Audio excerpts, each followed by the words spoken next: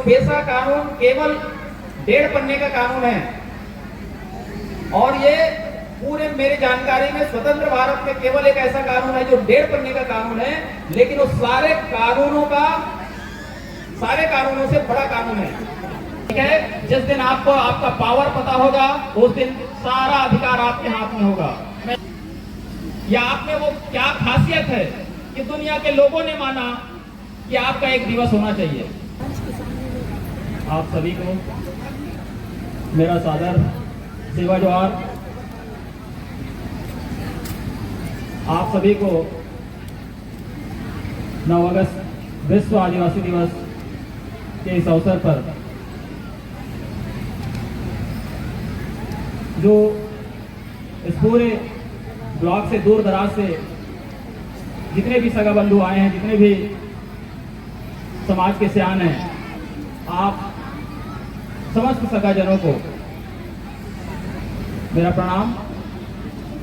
मैं कुछ चुनिंदा बातों को इस मंच के माध्यम से रखना चाहूंगा।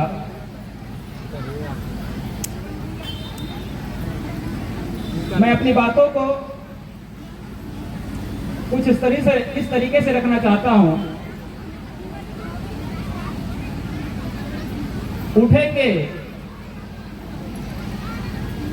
उठेंगे आदिवासी भारत के वास्ते, उठेंगे आदिवासी भारत के वास्ते, न्याय, समता, इंसानियत और लोकतंत्र के रास्ते। उठेंगे आदिवासी भारत के वास्ते। इन लाइनों में मैंने जितना कहा है, उन लाइनों को केवल आपको समझ बनाना है आज के दिन में। मैं बहुत लंबा नहीं बताऊंगा आप लोगों को, बताने के लिए तो बहुत सारा चीज है, लेकिन आज 365 दिन में एक अवसर होता है जिसमें हम अपने ही अधिकारों के बारे में जानें, हमें अपने ही जिम्मेदारियों का एहसास कराएं, हमें क्या करना है, क्या नहीं करना है, कैसे चलना है, कैसे चलाना है। ये आज का दिन होता है जिसमें हम आज यहाँ इकट्ठा हुए हैं। इसके अलावा 364 दिन में किसी के पास समय नहीं रहता। मुझे लगता है कि आत्मचिंतन का यह अवसर संयुक्त राष्ट्र संघ ने हमें दिया, उसका हमें भरपूर उपयोग करना चाहिए। आज पूरे दुनिया के 193 देशों में से लगभग 90 देशों में ऐसे आदिवासी हैं जिनके अधिकारों के बारे में, उनके साथ हो रहे अत्याचार के बारे में, उनके साथ हो रहे दमन के बारे में, उनके अधिकारों के संरक्षण के बारे में आज के दिन सब लोग विश्व आदिवासी दिवस के रूप में मना रहे हैं। मनाने का तरीका अलग अलग हो सकता है। हम कुछ लोग मंच में बैठे हैं, कुछ लोग नीचे बैठे हैं, कुछ जगहों में नाच करके, गाना करके, कुछ जगहों में संगोष्ठी कर करके, किसी जगह में ट्रेनिंग दे करके, अलग अलग तरीका हो सकता है मनाने का। लेकिन इन सब का एक ही उद्देश्य है।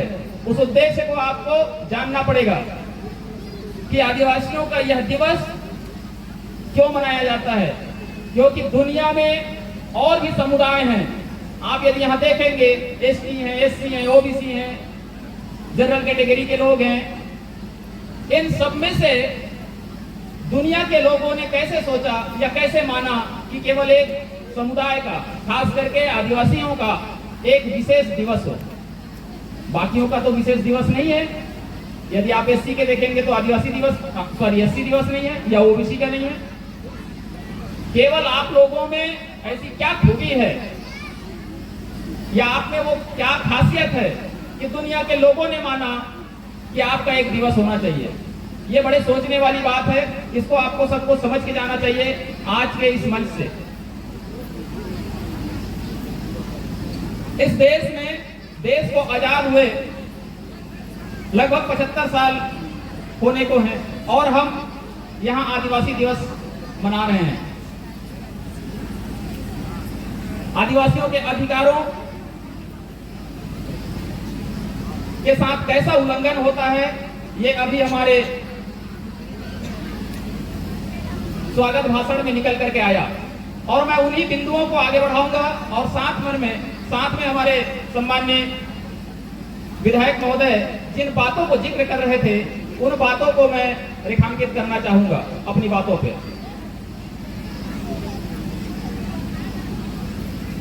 आपको कुछ 2-4 आंकड़ा देता हूं, आपको समझ में आएगा कि आप लोग हैं कौन। इस पूरे छत्तीसगढ़ के परिप्रेक्ष्य में बताना चाहता हूं, छत्तीसगढ़ में पूरे 100 में से 61% भूभाग जो है, पूरे छत्तीसगढ़ के 61% भूभाग जो है वो आदिवासी क्षेत्र कहा जाता है, जिसमें से ये बड़े राजपुर भी है। मतलब पूरा बस्तर संभाग, पूरा सरगुजा संभाग, आपके अटे किनारे में नगरी है, उधर मानपुर मोहल्ला है। ऐसा यदि बोलेंगे तो छत्तीसगढ़ का 61% हिस्सा राष्ट्रपति ने अधिसूचित कर रखा है। इसका मतलब उल्टा समझेंगे तो छत्तीसगढ़ में सामान्य क्षेत्र कितना है, तो सामान्य क्षेत्र आप बोलेंगे केवल और केवल 100 में 61 घटा दीजिए, सब लोगों को थोड़ा बहुत गणित आता है, 39% हिस्सा ही इस प्रदेश का सामान्य क्षेत्र है। ये एक बड़ा आंकड़ा है, सबको आपके उंगली में होना चाहिए। और यदि ऐसा है तो जो 61% हिस्से की बात मैं करूंगा, 61% भूभाग के हिस्से का बात करूंगा, तो केवल और केवल वही जल है, जंगल है और जमीन है, याद रखिएगा। आप सामान्य क्षेत्र में जाके खोजेंगे तो जंगल नहीं मिलेगा, आपको जितने भी खनिज संपदा है इन्हीं क्षेत्रों में मिलेगा।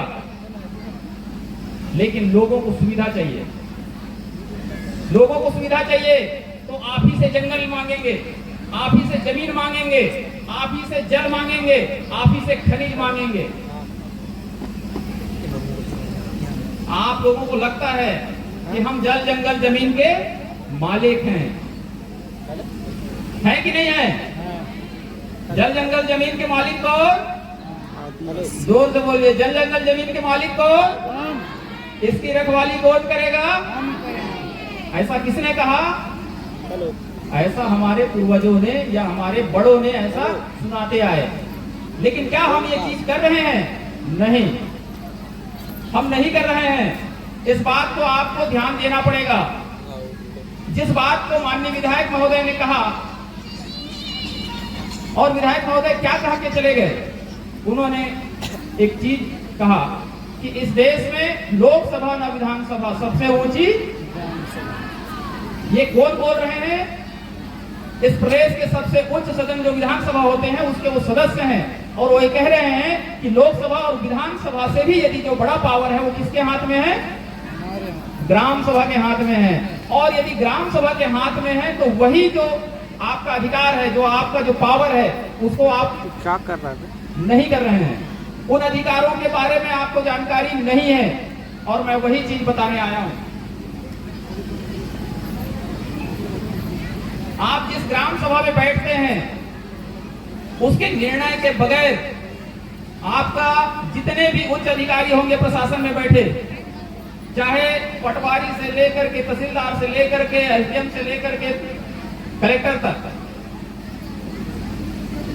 थाने के टीआई से लेकर के थानेदार से लेकर के एसडीओपी से लेकर के एसपी तक, सारे के सारे आपसे ही, उसी ग्राम सभा से ही, बगैर पंचनामा लिए, बगैर आपके सहमति लिए कोई काम नहीं करता, कोई काम नहीं करता। भले आप लोग माने ना माने। हमारे मरकाम जी कह रहे थे कि स्थानीय भर्ती यहां होना चाहिए। आप लोगों को यह पता होगा कि वो स्थानीय भर्ती आप लोगों का पावर है, लेकिन ये आपको अभी नहीं पता। मैं एक एक दो उदाहरण देना चाहता हूं, आपको सब समझ में आ जाएगा। लोकल रिजर्वेशन किसको कहा जाता है? जिसका अथॉरिटी, जिसका प्राधिकार लोकल स्तर पे है। और वैसे लोकल स्तर पे आप लोगों ने नियुक्ति करके दिया है, गांव वालों ने नियुक्ति करके दिया है, और वह मैं एक पद बता सकता हूं।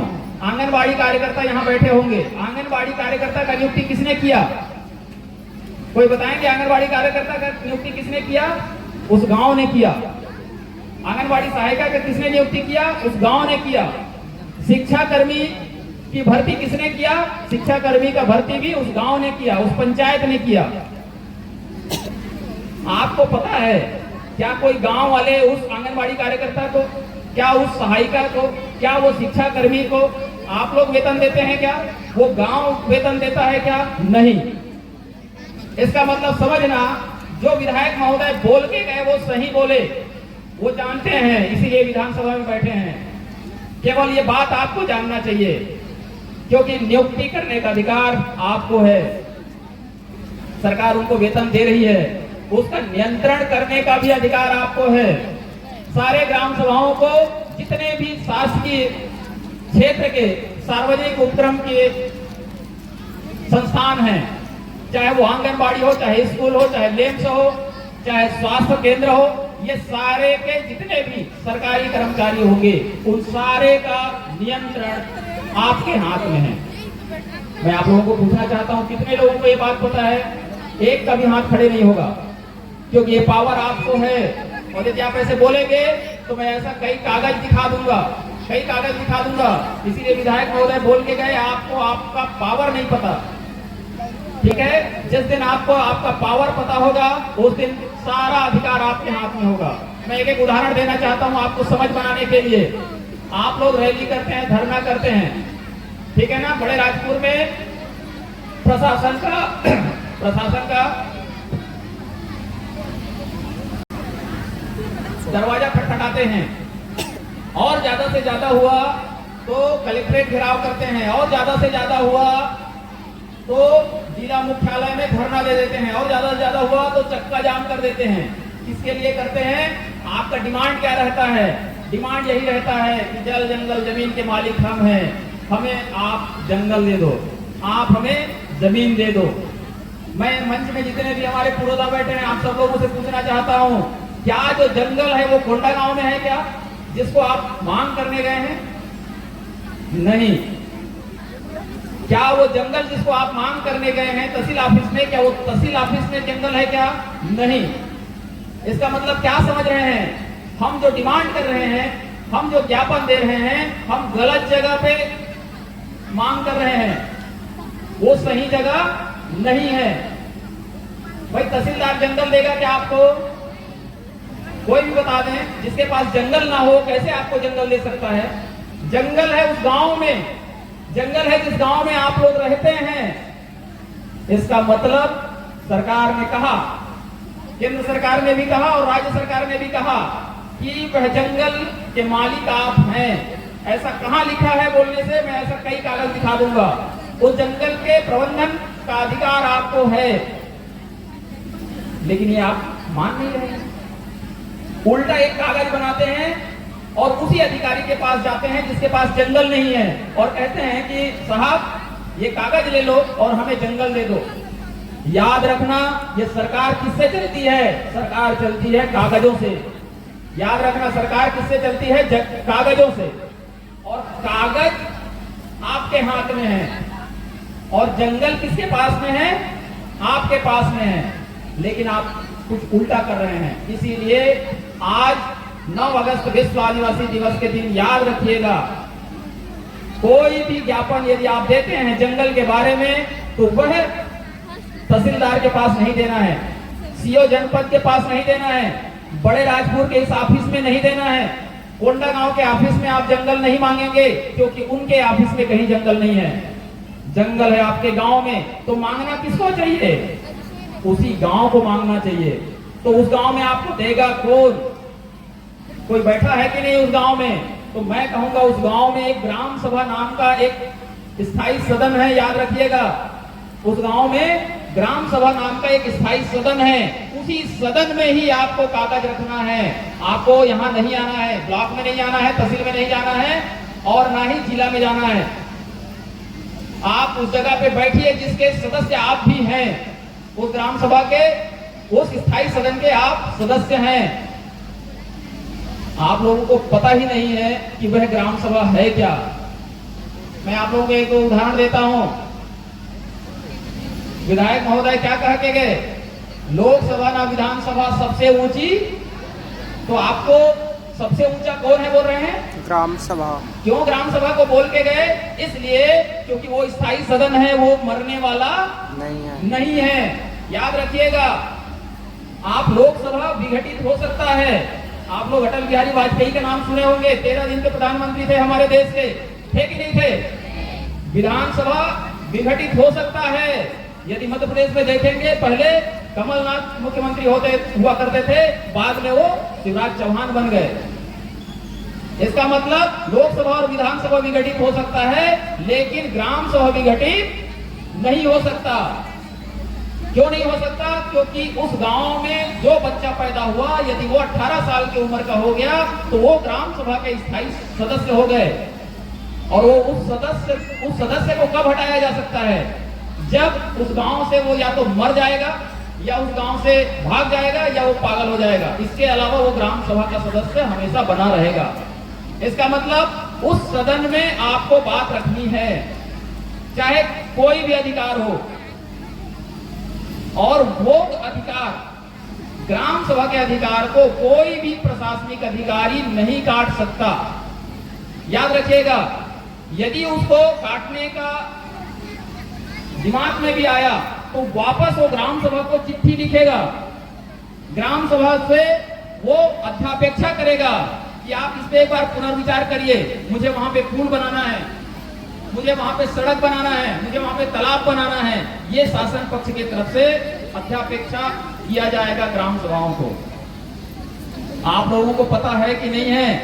मैं आपको बताना चाहता हूं, आपको पूर्ववर्ती जितने भी राज्य सरकारें रही हैं, आपको एक गलत ट्रैक में लेके चली गई है, बिल्कुल गलत ट्रैक में लेके चले गए हैं।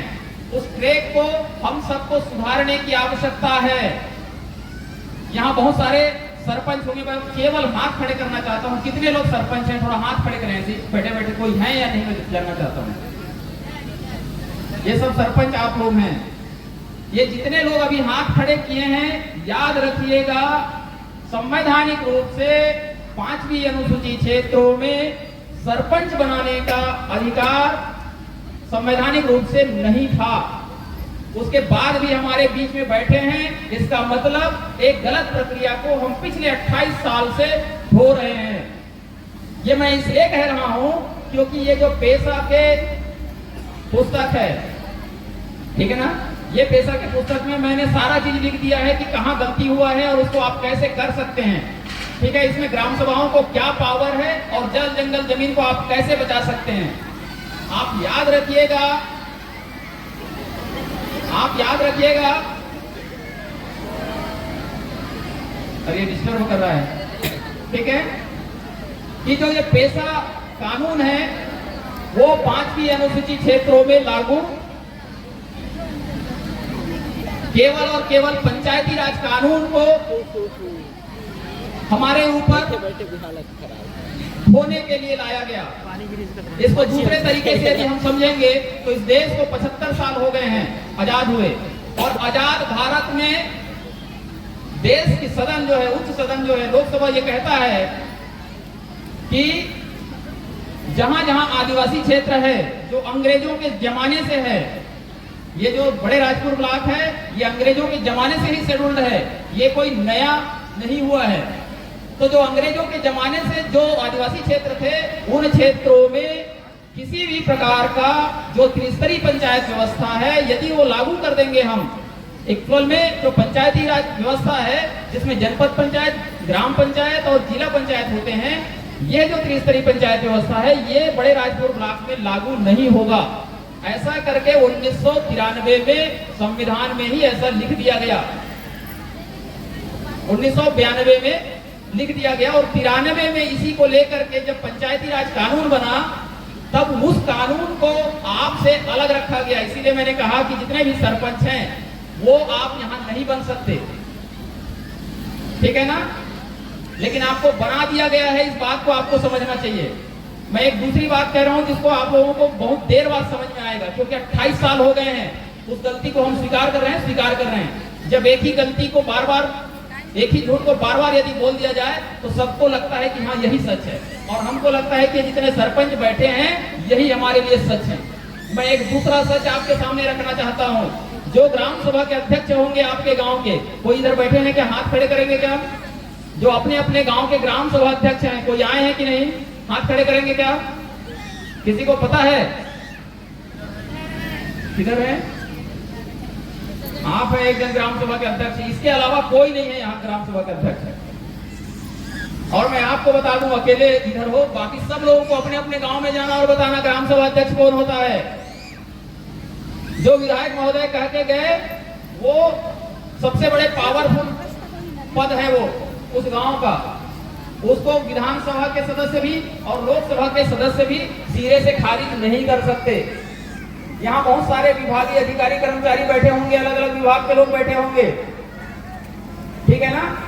आप लोगों को बता दूं कि वो पेशा कानून केवल 1.5 पन्ने का कानून है, और ये पूरे मेरी जानकारी में स्वतंत्र भारत में केवल एक ऐसा कानून है जो 1.5 पन्ने का कानून है, लेकिन वो सारे कानूनों से बड़ा कानून है। वो सारे कानूनों को बदलने की बात करता है। और कैसे बड़े कानूनों को बदलने की बात करता है? यदि ग्राम सभा में कोई भी लड़ाई झगड़ा होगा, चाहे जमीन बंटवारा का हो, चाहे भाई बंटवारा का हो, चाहे लड़ाई झगड़ा किसी भी मामले में हो, तो वह जो निपटारा करने का जो अधिकार है, विवादों का निपटारा करने का जो अधिकार है, वह ग्राम सभा को है, थानेदार को नहीं है। याद रखिएगा, यदि कोई पुलिस विभाग के हैं, याद रखिएगा, थानेदार को झगड़ा या विवाद निपटाने का अधिकार नहीं है। विवाद निपटाने का अधिकार केवल और केवल ग्राम सभा को है। ग्राम सभा ही तय करेगा। यदि आपका झगड़ा नहीं निपटता तब वो पुलिस करता क्या है? वो विवादों का निपटारा नहीं करता, एक प्रकरण बनाता है और सबूत तय करता है और सबूत निकाल के केवल कोर्ट में पेश करता है। इतना ही काम है पुलिस का। पुलिस आपके विवादों को निपटारा नहीं करता, लेकिन सारे निपटारा करने का यदि अधिकार है तो वह गांव में शांति और न्याय समिति को है। लिख लीजिए, बोल लीजिए, शांति और न्याय समिति। ऐसा कहां है बोलने से? छत्तीसगढ़ सरकार का एक गजट का कॉपी है मेरे हाथ में। छत्तीसगढ़ सरकार ने 2022 में, पिछले 9 अगस्त 2022 को ये अधिकार आपको दे दिया कि आपको लड़ाई झगड़ा होंगे तो पुलिस के पास नहीं जाना है, लड़ाई झगड़ा हो गए तो कोर्ट के पास जाने की जरूरत नहीं है।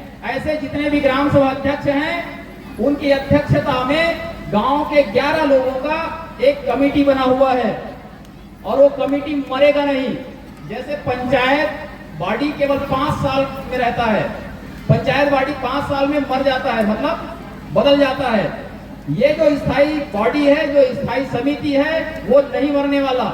इसका मतलब जो भी विवादों का निपटारा करना है वो आप गांव में ही बैठ के कर सकते हैं। लेकिन ये बात आपको नहीं पता, इसलिए सारे प्रकरण पुलिस के पास आते हैं। और मैं बताना चाहता हूं, यदि यहाँ कोई पुलिस के अधिकारी होंगे, पुलिस विभाग के होंगे कर्मचारी, तो ये बात तय कर लें कि आप सीधे प्रकरण को ना लें थाने में। ये बात उस गांव का, जिस गांव से झगड़ा हुआ है, आप उसको रिफर करिए ग्राम सभा को। ये मैं पुलिस वालों को कहना चाह रहा हूँ, पुलिस विभाग को कहना चाह रहा हूँ इस मंच के माध्यम से, क्योंकि उनको ये नहीं पता है। और इस मंच के माध्यम से चाहूंगा कि पुलिस विभाग को ये आज के बाद ये कागज उनको सौंप दें। वो जो 1.5 पन्ने का कानून है उसमें क्यों इतना पावर है कह रहा हूं, क्योंकि आईपीसी का धारा हुआ करता था, आज वो बदल गया है। जो आईपीसी की धारा है उसके भी धाराओं को सुनने का अधिकार ग्राम सभाओं को दिया गया है। यदि अधिकारी कर्मचारी होंगे तो मेरी बातों को एकदम बारीकी से सुनिएगा। आईपीसी की धारा, जो अंग्रेजों के बनाए हुए कानून थे, उन कानूनों को भी सुनवाई करने का अधिकार ग्राम सभाओं को दिया गया है। ये छोटा मोटा पावर नहीं है। मैं ऐसा इसलिए कह रहा हूं क्योंकि आईपीसी की धाराओं पे कभी भी एफआईआर होता था और चालान पेश होता था कोर्ट में, तो वह कोर्ट में सुनने के लिए केवल 2nd क्लास जज की आवश्यकता पड़ती है। आप और मैं नहीं सुन सकते। और यदि उसी को ये कानून कह दे, ये पेशा कानून कह दे कि ये ग्राम सभा बैठ के आईपीसी की धाराओं पे भी सुनवाई करे, इसका मतलब वो छोटा मोटा पावर नहीं है। सरकार आपको न्यायिक अधिकार देना चाहता है, राज्य सरकार आपको न्यायिक पावर देना चाहता है। लेकिन आप लोग बताएं मुझे, गांव के जितने लोग आए हैं, मैं जो बात कह रहा हूं आप लोग पिछले 2 सालों से कर रहे हैं क्या? नहीं। वो इसलिए क्योंकि मेरे तरीके का कोई भी व्यक्ति आपको ये बात नहीं बताया है। तो ये बात होना चाहिए कि नहीं होना चाहिए? इस मन से होना चाहिए। क्योंकि भाई हम यदि भाई बंटवारा, हम झगड़ा हुए तो पुलिस क्यों प्रकरण बनाए, या मैं पुलिस के पास क्यों जाऊं? जब कुछ भी पुलिस यदि प्रकरण बनाता है, यदि कोई सबूत इकट्ठा करना होता है तो किससे पंचनामा लेता है? वो गांव वालों से ही लेता है। अपने से अपने मर्जी से नहीं बनाता, याद रखिएगा। वैसे ही आप याद रखिएगा, यदि कोई 170 खा का मामला हुआ, आदिवासी की जमीन यदि गैर आदिवासी को चला गया है, यदि कोई गैर आदिवासी छल से, कपट से, धोखा से, धड़ी से यदि ले लिए हैं जमीन गैर आदिवासी, तो वह जमीन वापस करने का अधिकार भी ग्राम सभाओं को है, मतलब आपको है। ये कोई एसडीएम के पास नहीं जाएगा। यदि एसडीएम ऑफिस से कोई अधिकारी कर्मचारी बैठे होंगे तो इस बात को नोट कर लीजिएगा इस मंच के माध्यम से। जो राजस्व के अधिकारी होंगे, चाहे पटवारी हो, तहसीलदार हो, सुन लीजिए, वो पावर अब एसडीएम के हाथ में नहीं है, तो किसके हाथ में है? ग्राम सभाओं के पास है। माननीय विधायक महोदय फोकट में नहीं बोल के गए आप लोगों को, वो बरगला के नहीं गए, वो असली बात बोल के चले गए। अब ये बात आपको समझना है कि लोकसभा और विधानसभा से सबसे बड़ा पावर आपके हाथ में है। अब क्या उस अपने अधिकारों को आप कैसे ले सकते हैं, इसके लिए 9 अगस्त है, आपको लेना पड़ेगा। और इसीलिए मैंने कहा उठेंगे, आदिवासी भारत के वास्ते उठेंगे, न्याय, समता, इंसानियत और लोकतंत्र के रास्ते वो उठेंगे। बशर्ते यह है कि आपको अपना अधिकार समझना पड़ेगा। आप जंगल किसके हाथ सौंपना चाहते हैं? मैं आपको उदाहरण देता हूं। कोरोना काल के समय को कोई नहीं भूल पाया है। कोई भूले हैं क्या? कोरोना काल का समय कोई नहीं भूल पाया है। उस समय ऑक्सीजन की कमी, ऑक्सीजन को दुकानों में लेते थे, मतलब हॉस्पिटल में ऑक्सीजन आपको लेना पड़ता था। हम यहां लेके घूम रहे हैं क्या ऑक्सीजन? यहां शुद्ध हवा है, और ये शुद्ध हवा आपको रायपुर में, दिल्ली में, मुंबई में मिलेगा क्या? नहीं मिलेगा। लेकिन यहां जंगल है, और जंगल है तो आपको शुद्ध हवा है, जंगल है तो ऑक्सीजन है, और जंगल है तो आपका जिंदगी है, आपका जीवन है। आप उस जंगल को संरक्षण करने के बजाय, उसके रखवाली करने के बजाय, आप उसको दूसरे के हाथों में सौंपना चाहते हैं। और मैं ये इसलिए कह रहा हूं कि यह कानून पिछले 15 साल हो गए, वो कहता है कि जल, जंगल, जमीन के मालिक आप हैं। यदि ग्राम सभा वाले यदि दावा करेंगे तो उस दावा के मुताबिक डीएफओ, कलेक्टर और ट्राइबल एसी, ये 3 जो बड़े अधिकारी होते हैं हमारे जिले के, वो उस दावे को काट छांट नहीं कर सकते। आप जितना दावा करेंगे उतना वो लोग साइन करके आपको पट्टा दे देंगे। पट्टा बोलना नहीं चाहिए, लेकिन आप लोगों को पट्टा का आदत बन गया है, इसलिए मैं बोल रहा हूं। और मैं इसलिए बोल रहा हूं क्योंकि आप अपने जंगल पे दावा नहीं कर रहे हैं, क्योंकि उनको लगता है कि ये जंगल कोई दूसरे का है। और मैं बार बार कह रहा हूं कि वो जंगल आपका है। उस जंगल पे आप दावा करेंगे तो आपको उसका प्रबंधन का अधिकार सरकार देगी। यही बात बोल के गए विधायक महोदय। वो ग्राम सभा को इतना बड़ा पावर है, और जिस दिन कलेक्टर, ट्राइबल एसी और डीएफओ जिस दिन साइन करके एक पन्ने का टाइटल आपको दे देंगे, उसके बाद पूरा प्रबंधन आपको करना है। वन विभाग के साथी होंगे या अधिकारी कर्मचारी, तो बिल्कुल इस बात को ध्यान रखेंगे कि जो गांव का जो सीएफआरएमसी जो बना है, वन संसाधन प्रबंधन समिति बना है, वो आपके जंगलों में कैसे प्रबंधन करना है वो तय करेगा। मैं आप लोगों को पूछना चाहता हूं, केवल समझाने के लिए, वन विभाग यदि वृक्षारोपण करता है तो कौन कौन से वृक्षों का रोपण करता है? मैं जनरली इधर से आया तो देखा हूं, काजू का करते हैं ना, नीलगिरी, अगेसिया। मैं पूछना चाहता हूं इस मंच को, क्या आप लोग काजू खाते हैं क्या? कोई नहीं खाता। काजू से कोई लेना देना नहीं है। कोई ये नीलगिरी के घर से घर बनाए हैं क्या? नीलगिरी पेड़ से नहीं। अगेसिया का कोई औचित्य है क्या? नहीं। लेकिन ये कौन तय करता है? वन विभाग, क्योंकि उसके पास केवल और केवल बजट आता है और वो तय करता है कि मेरे को वृक्षारोपण करना है, और उसको आप लोग स्वीकार कर लेते हैं। और मैं ये कह रहा हूं कि ऐसा करना गलत है, कानूनन गलत है, विधिक रूप से गलत है। अब आपको तय करना है, गांव वालों को तय करना है। जिस दिन ये तीनों अधिकारी साइन करके आपको दे देंगे, उस दिन आप तय करेंगे कि आपको इमली लगाना है कि महुआ लगाना है, कि आम लगाना है कि अमरूद निकाल रहे हैं, आप फलदार पौधा लगाना चाहते हैं कि इमारती लकड़ी लगाना चाहते हैं, इमारती पौधा लगाना चाहते हैं, ये गांव वाले तय करेंगे। ये तय करने का अधिकार आपको है। लेकिन बड़े अफसोस की बात है, मैं इतना चिल्ला चिल्ला के बोल रहा हूं, लेकिन गांव वालों को, आप लोगों को इसका एहसास ही नहीं है कि ये निर्णय हम ले सकते हैं। और इसीलिए मैंने कहा कि जब तक आप अपने लिए निर्णय नहीं लेंगे, तब तक गैर लोग भी आपके लिए निर्णय लेते रहेंगे। इसको लिख लीजिए, जब तक मैं अपने लिए निर्णय नहीं लूंगा, तब तक मेरे लिए हमेशा गैर लोग निर्णय लेंगे। और इस बात को यदि आपको समझना है, तो जो गैरों के बुद्धि पे चलता है उसको प्रबुद्धिया कहते हैं। बोलते हैं कि नहीं बोलते हैं? तो आप लोग कौन हैं? गाली मत समझिएगा, मैं उंगली उठा के बात इसलिए कर रहा हूं क्योंकि आपके दिमाग को मेरे को खोलना है। आप दूसरे के बुद्धि पे चलने वाले लोग हैं, इसलिए आज से तय कर लें। इसलिए मैं इस मंच में दहाड़ के बोल रहा हूं कि ये निर्णय लेने का अधिकार आपको है। डीएफओ केवल और केवल आपके कार्य योजना को अपने वर्किंग प्लान में केवल दर्ज करेगा। याद रखिएगा, यदि कोई डीएफओ कार्यालय के अधिकारी बाबू को यहाँ होंगे तो याद रखिएगा, जो ग्राम सभा को पावर है उन्होंने तय कर दिया कि हम अगेसिया नहीं लगाएंगे, हम इमली लगाएंगे। गांव वाले को लग गया कि ये हम काजू नहीं खाएंगे, काजू के बदला हम आम लगाएंगे, तो आम ही लगेगा। डीएफओ फाइनल नहीं करेंगे, वो गांव फाइनल करेगा, वो ग्राम सभा फाइनल करेगा। उसके बाद उसका प्रबंधन भी आपको करना है। ये मैं छोटे छोटे इसलिए कह रहा हूं क्योंकि मैं दिन भर जब ट्रेनिंग देता हूं तो 10:30 बजे से 5:30 बजे तक सब लोगों को ट्रेन करता हूं, तब थोड़ा बहुत समझ में आता है। लेकिन ये चूंकि मंच है और इस मंच में मैं आपको ट्रेनिंग के तरीके का नहीं बता सकता, मैं केवल आपके अधिकारों को इंगित कराना चाहता हूँ कि आप लोग हैं कौन, आप लोग क्या निर्णय ले सकते हैं। और आपको चाहे राजस्व विभाग हो, चाहे पुलिस विभाग हो, चाहे वन विभाग हो, चाहे वो पानी विभाग ही क्यों ना हो, पानी मतलब जल संसाधन विभाग, वो भी अपना निर्णय नहीं लेगा, निर्णय आप लोग लेंगे।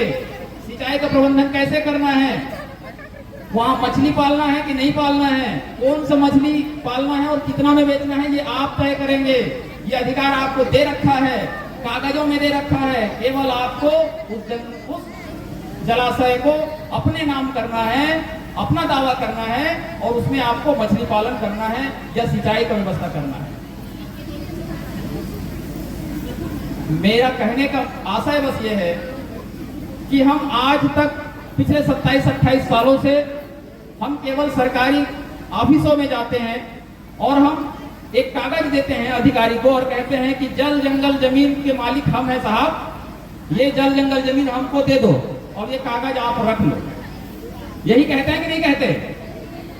लेकिन अब वो नहीं कहना है, अब वो नहीं करना है, तो असलियत में करना क्या है? वो जो कागज उनको देते हैं वो कागज हमको ग्राम सभा के अध्यक्ष को देना है। किसको देना है? ग्राम सभा के अध्यक्ष को देना है। ऐसे हर एक गांव में ग्राम सभा के अध्यक्ष हैं कि नहीं है? सबको पता है कि नहीं पता है?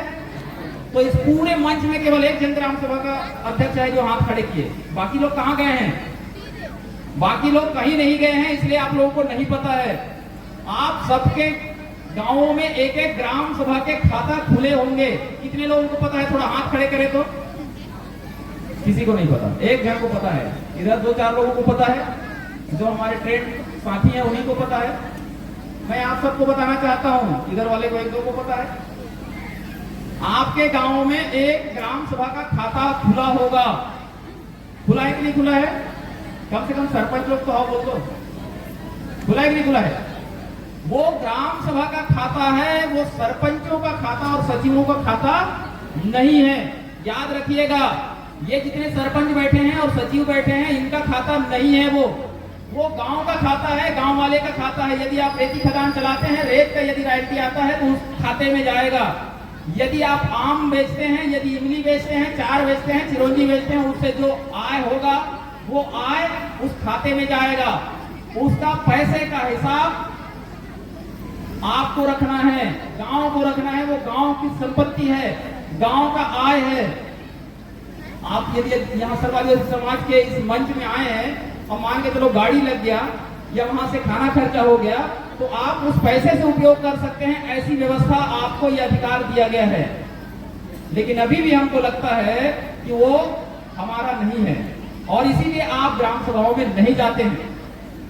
लेकिन ये जो सरपंच और सचिव हैं, यदि आप गांव वाले नहीं जाएंगे तो जाहिर सी बात है वो पैसा पे गलत व्यवहार ये लोग कर सकते हैं कि नहीं कर सकते? क्योंकि पंचायत का अलग से खाता है और पंचायत के खाते में सरकार का, चाहे वो आवास योजना का हो, पेंशन योजना हो, छात्रवृत्ति हो, जो भी योजना होगा उस योजना का पैसा आएगा, वहां लेट होगा। और जो ग्राम सभा का खाता है, ग्राम सभा के खाते में केवल और केवल आपके द्वारा, चाहे मुरुम खदान हो, रेत खदान हो, गिट्टी खदान हो, रेत चाहे क्रेशर का खदान हो, उस खदान से पैसा आएगा, वो जाएगा। यदि आप मछली पाल रहे हैं तो मछली पालने का पैसा उसमें जाएगा। मैं ये सारा चीज क्यों बता रहा हूं? मैं ये सारा चीज इसलिए बता रहा हूं क्योंकि आने वाले समय में हम अभी आज अपने अस्तित्व की लड़ाई लड़ रहे हैं, समझ रहे हैं ना? हम अपने अस्तित्व की लड़ाई लड़ रहे हैं और उस लड़ाई में यही व्यवस्था आपको काम आने वाली है आने वाले समय में, क्योंकि आपसे ऊपर विधायक भी नहीं हो सकता, आपसे ऊपर सांसद भी नहीं हो सकता। जैसे विधायक महोदय टेकाम साहब बोल के गए, वैसे सांसद भी आएंगे, वह भी बोल के जाएंगे आपको कि हम दोनों बड़े नहीं हैं, आप जो नीचे में बैठे हैं, जो लोग उनको जिता के भेजते हैं उस सदन में, उन लोग बड़े हैं। लेकिन ये बात आपको समझना पड़ेगा आज कि आप कितने बड़े लोग हैं, ठीक है ना? और उस ग्राम सभा में जब जाएंगे तभी आप अपना निर्णय ले पाएंगे, अन्यथा नहीं ले पाएंगे आप लोग। 2-3 चीजें बात रख के फिर मैं अपनी बात विराम दूंगा। क्योंकि ये 9 अगस्त है और 9 अगस्त के चलते हमारे जो डिमांड है, शायद 12 डिमांड आया, उस डिमांड में से पहला डिमांड था 32% आरक्षण हमको मिलना चाहिए। दूसरा डिमांड था यहाँ के लोगों को तृतीय चतुर्थ श्रेणी में स्थानीय भर्ती मिलना चाहिए, यहाँ के लोगों को चपरासी बनना चाहिए। बाहर के लोग आ जाते हैं, बिलासपुर के लोग, रायपुर के लोग, जो पढ़े लिखे लोग हैं वो चपरासी बनने आते हैं, और हमारे यहाँ के सोमारू राम, बुधारू राम वो चपरासी भी नहीं बन पाते, भले वो कितना भी पढ़े लिखे रहे। एक मैं दूसरी बात करना चाहता हूं, आज ये डिमांड हम कर ले रहे हैं, लेकिन आने वाले समय में ये डिमांड भी आप नहीं कर सकते। आपको एक चीज बता के जाना चाहता हूं इस मंच के माध्यम से, सुप्रीम कोर्ट ने एक फैसला दिया है, जो पढ़े लिखे वर्ग हैं, कर्मचारी लोग हैं, जो हमारे स्टूडेंट वर्ग के होंगे, उन लोग बखूबी जानते हैं, खास करके फेसबुक, व्हाट्सएप और यूट्यूब देखते रहते हैं। सुप्रीम कोर्ट ने कहा कि आदिवासियों में कोटा के अंदर कोटा दीजिए, राज्य सरकारें ऐसा कर सकती हैं। माननीय सुप्रीम कोर्ट ने कहा कि यदि किसी का नौकरी लग गया है तो उसको क्रीमी लेयर में भी डाल सकते हैं, ऐसा राज्य सरकार अपना नियम बना सकती है। इसका मतलब क्या है आप लोगों को समझ में आ रहा है? यहाँ जितने लोग बैठे हैं सब आय वाले हो जाएंगे और दोबारा जो एक बार विधायक बना दोबारा विधायक नहीं बनेगा, क्योंकि वो भी क्रीमी लेयर में आएगा। जो एक बार सांसद बन गया वो भी दोबारा सांसद नहीं बन सकता, क्योंकि वो भी क्रीमी लेयर में आएगा। और जो एक जन गुरुजी बन गया उसका बेटा कभी गुरुजी नहीं बनेगा, क्योंकि वो भी क्रीमी लेयर में आएगा। तो जितने लोग हैं ये सरकार को तय करना है, स्टेट गवर्नमेंट को तय करना है कि किसको क्रीमी लेयर बनाएगा। ये बड़ा ताज्जुब की बात है। हमें इस न्यायिक व्यवस्था पे सवाल खड़े करना चाहिए। माननीय सुप्रीम कोर्ट ने कहा है और उनके निर्देशों का पालन सारे हाई कोर्ट को करना रहता है और सारे स्टेट गवर्नमेंट को उसका पालन करवाना होता है। यदि ये बात आ गई तब आप समझिएगा। हम लोग आज बोले कि एक तीर एक कमान, सब लोग क्या बोले? एक बार जोर से बोलिए, एक तीर एक कमान। क्या बोले आप लोग? सर्वआदिवासी। इसका मतलब आप मानते हैं हलवा है, गोड़ है, उराव है, कंवर है, हो है, मुंडा है, सब हम एक हैं। छत्तीसगढ़ में 42 जनजाति हैं, उड़ीसा में 65 जनजाति हैं। हम सब लोगों को लगता है कि हम एक हैं, लेकिन माननीय सुप्रीम कोर्ट ने कहा कि कोटा के अंदर कोटा दीजिए। इसका मतलब 32% आरक्षण हमको मिलता है छत्तीसगढ़ में, तो उस छत्तीसगढ़ के 32% आरक्षण में जो एकदम पिछड़े वर्ग हैं उनको भी कोटा दीजिए। इसका मतलब कमार हैं, अबुझमड़िया हैं, पीवीटी ग्रुप के हैं, उनको आप 32% के अंदर में और कोटा दीजिए, मतलब और आरक्षण दीजिए। अब लड़ाई झगड़ा चालू होगा आप लोगों का। क्यों लड़ाई झगड़ा चालू होगा? क्योंकि सारे नौकरी पेशा वाले ज्यादातर होंगे गौड़ जनजाति के होंगे, ज्यादा नौकरी वाले होंगे तो हलवा जनजाति के होंगे, है कि नहीं है यार? आप बताओ। सारे लोग हैं तो सब क्रीमी लेयर में आएंगे और बचेगा कौन? जो कमार है, जो भुंजिया है, जो बिरहोर है, समझ गया ना, जो बैगा है। ये जनजाति लोगों को सुप्रीम कोर्ट ने कहा कि भाई वो बहुत पिछड़े हुए हैं, 42 जनजाति में से भी बहुत पिछड़े हैं, उनको वापस लाते हैं। तो क्या करेंगे? पहले आपको इधर से नीचे बिठाते हैं। ये विश्लेषण अलग अलग तरीके का अलग अलग मंचों में आपको अभी आने वाले समय में मिलेगा। मैं माननीय सुप्रीम कोर्ट के उनके फैसले के विरोध में बात नहीं कर रहा हूं, उसकी आलोचना नहीं कर रहा हूं, लेकिन माननीय सुप्रीम कोर्ट के फैसले से जो हमारे पास व्यवस्था बनने वाली है उस पे इस मंच में चर्चा होनी चाहिए। क्या गलत है, क्या सही है, वो राज्य सरकार तय करेगी, आप तय नहीं करेंगे। लेकिन जो मैं व्यवस्था सोच रहा हूं, या मैं देख रहा हूं, ये यही होने वाला है। जब कोटे के अंदर कोटा की बात करेंगे तब आप बोलेंगे कि गौड़ समाज एक हो जाएगा, बोलेगा मेरा विधायक बनना चाहिए, समझ रहे हैं ना। हलवा समाज एक हो जाएगा, बोलेगा मेरा सांसद बनना चाहिए, समझ गया ना। कमार समाज अपना एक हो जाएगा क्योंकि मेरे लोगों को नौकरी में लगाना है, तो ये मेरा जिला अध्यक्ष है। अभी आप लोगों को लगता है सर्वाधिक समाज के एक ही अध्यक्ष हैं, ऐसे 42 जन अध्यक्ष पिछले बार आगे आने वाले समय में हम बैठेंगे और यही एक दूसरे पे मन मुटा होगा, एक दूसरा तिरछा देखेगा, समझ रहे हैं। इसको कहते हैं कोटे के अंदर कोटा। अब ये बात आने वाले समय में आप लोग खुद ही परख लेना कि कैसे होने वाला है।